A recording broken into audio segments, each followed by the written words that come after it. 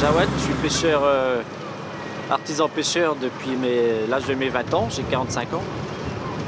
Et je pêche essentiellement des langoustines vivantes et du poisson, un peu de tout. Comme poisson, on rentre tous les soirs.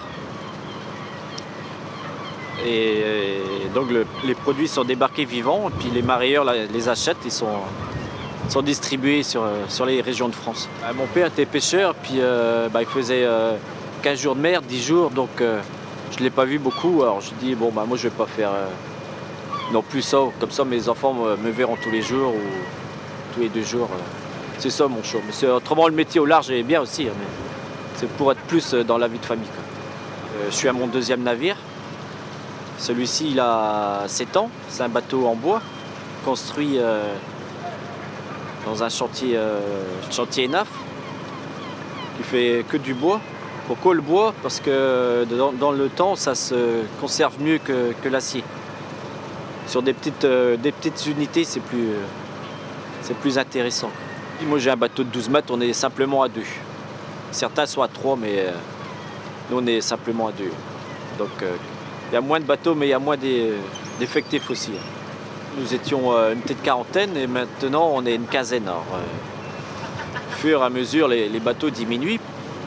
Ici, il y a eu un dernier contingent de bateaux neufs grâce aux subventions européennes pour assurer la pêche puis nourrir la population. Mais maintenant, il n'y a plus le droit de subvention.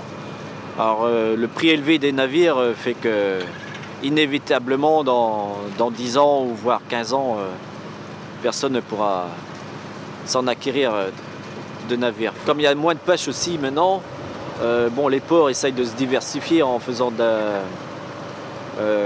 des ports de plaisance.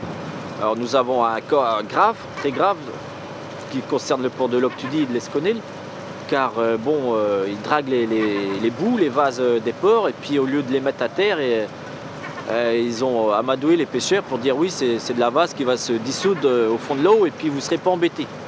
Alors on dit on verra ça quand vous allez mettre vos vases au fond de l'eau. On l'a vu avec l'huissier à l'appui que c'est impossible, c'est des gros paquets de vases, des cailloux, tout est pollué au fond de la mer. Alors donc du coup il y a un grand blocage, il faut qu'ils revoient leur position de clapage en mer. On ne peut pas polluer les fonds marins comme ça. Alors nous on nettoie tout et puis en disant que tout se serait bien passé, les langoustines auraient vu que de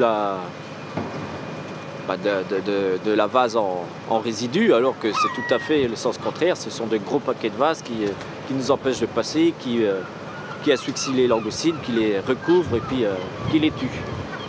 Les jeunes, la pêche, ils sont pas trop motivés avec toutes les contraintes qu'il y a. Donc,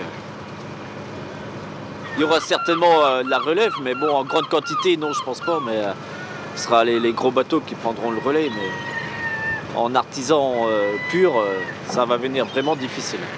Ouais. Je crois à l'avenir, toujours. Il y aura toujours des pêcheurs parce que les gens aiment bien les langoustines et les poissons. Donc de ce côté-là, je suis rassuré. Donc. Et la ressource, il y en aura, bien gérée comme elle est.